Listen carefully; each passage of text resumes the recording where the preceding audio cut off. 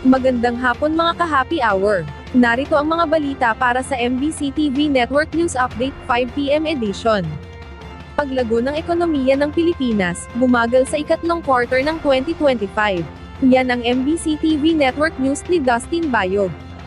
Bumagal ang paglago ng ekonomiya ng bansa para sa ikatlong quarter ng taon. Ayon sa Philippine Statistics Authority o PSA, naitala ng bansa ang year-on-year growth ng 4.0% ng Gross Domestic Product o GDP na mas mababa kumpara sa unang dalawang quarter ng taon at sa kaparang quarter ng taong 2024.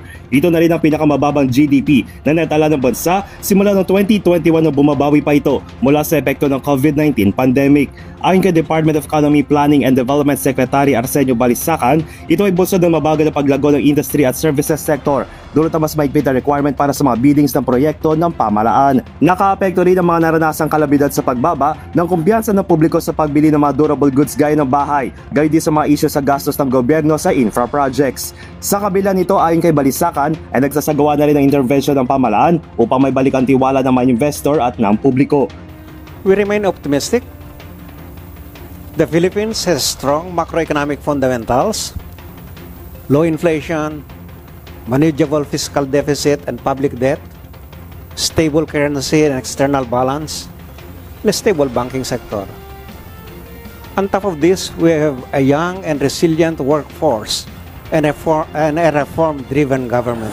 Sa kabilang banda, nakaambag naman sa paglago ng ekonomiya ang industriya ng agriculture kabilang ang forestry at fishing, industry at services. Ang mga sektor na may malalaking contribution sa pagtaas ng GDP sa ikatlong quarter ng taong 2025 ay ang mga sumusunod: wholesale and retail trade, repair of motor vehicles and motorcycles na nagambag ng 1.1 percentage points, financial and insurance activities na nagambag ng 0.6 percentage point, at professional and business services na nagambag ng 0.4 percentage point. Samantala, bumaba rin ang gross national income ng bansa sa 5.6% mula sa 8.0% ng second quarter, habang 16.9% ang naitalang net primary income ng bansa. Sa kabuuan, nakapagtala ang Pilipinas ng economic average sa 5.0% na mas mababa sa target range na 5.5 to 6.5% para sa taong 2025. Para sa MBC TV Network News, ito si Dustin Bayog ng DZRH TV. Una sa Pilipinas, una sa Pilipino.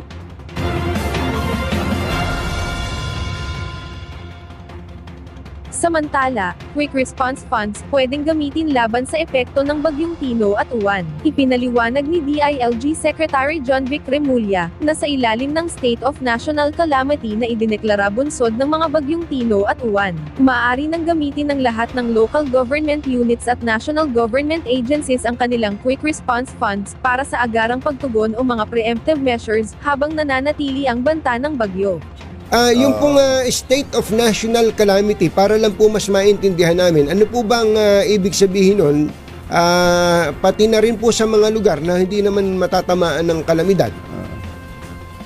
Ibig sabihin po ang lahat po ng LGU at national government agencies ay pwede din gumamit na kanilang quick response fund either in reaction or preemptive sa darating na bagyo. More on parang tutok to sa emergency funds, Secretary, no?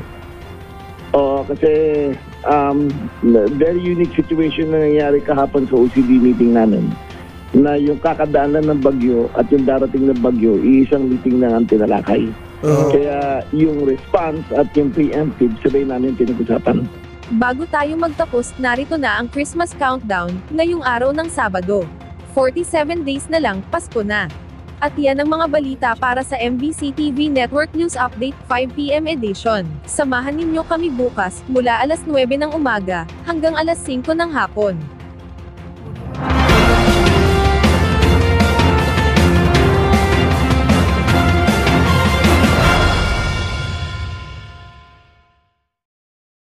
Mga ka-happy hour, kung gusto mong manood ang mga balita sa MBC TV Network News Update, mag-subscribe sa aming YouTube channel, i-like ang aming Facebook page, at i-follow sa aming TikTok account.